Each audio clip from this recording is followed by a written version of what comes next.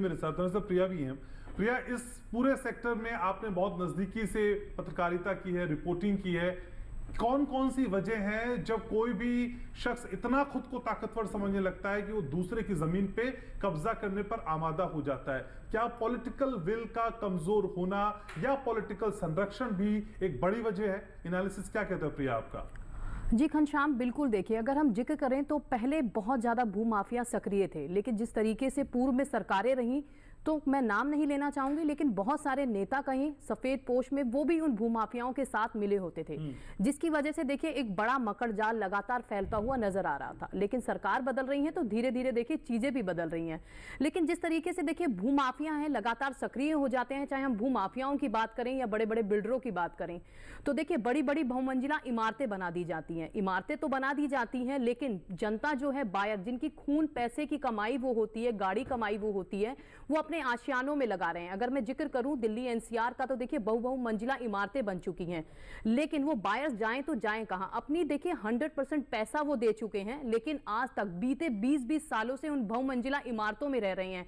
आज भी उनकी रजिस्ट्रियां तक नहीं हो पाती हैं, दर दर वो भटकते रहते हैं।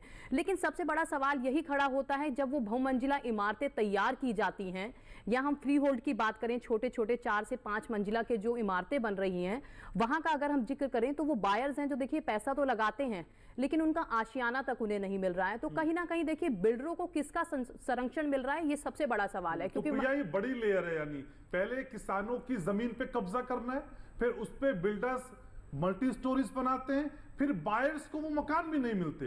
यानी एक बड़ी चेन है, एक बड़ा कोकस है। लेकिन क्या मूल वजह सिर्फ राजनीतिक संरक्षण प्रिय दिखाई देता है, या फिर जानकारी का अभाव होना, या किसानों का भोलापन भी है इसमें? जी बिल्कुल, देखिए अगर हम बात करें तो कहीं ना कहीं देखिए अथॉरिटी की हम जिक्र करें तो अथॉरिटी के संज्ञान में सब चीजें होती हैं। अगर मान लीजिए, अगर हम जिक्र करें ट्विन टावर है ना, बहुमंजिला इमारतें थी जो ध्वस्तीकरण उसका कर दिया गया, लेकिन कहीं ना कहीं देखिए सुप्रीम कोर्ट ने भी फटकार लगाई नोएडा अथॉरिटी का। अगर हम जिक्र करें कि किस तरीके से बहुमंजिला वो इमारतें खड़ी हुई, तो साफ तौर पर देखिए ये घनश्याम नजर आता है कि किस तरीके से आपसी गठजोड़ से ये चीजें चल रही हैं। क्योंकि देखिए अगर हम फ्री होल्ड का जिक्र कर रहे हैं, बुलडोजर चलाया जाता है, कार्रवाई की जाती है, लेकिन सिर्फ और सिर्फ वो कार्रवाई दिखावा होती है, सिर्फ बुलडोजर का नाम वहां पर होता है। आज बुलडोजर चलता है, लगातार दूसरे दिन ही फिर से बिल्डर, भूमाफिया बड़े बड़े सक्रिय हो जाते हैं और आलीशान बिल्डिंगें 2 से 4 महीने में बनकर खड़ी हो जाती हैं। लेकिन देखिए उसमें फंसता कौन है? एक आम जनता, आम बायर्स। क्योंकि देखिए अपना पैसा वो दे देती है, चाहे वो गांव की जमीन बेच रहे हैं, कहीं की भी, नोएडा हाईटेक सिटी है, दिल्ली में भी लोग रहना चाह रहे हैं, पैसा लगाने के बाद भी उन्हें उनका आशियाना नहीं मिल पाता है। तो लगातार देखिए इस तरीके की चीजें हो रही हैं, जहां पर बायर्स ही परेशान नजर आते हैं, क्योंकि अपना पैसा तो वो लगा रहे हैं, मकान नहीं मिल पा रहा है।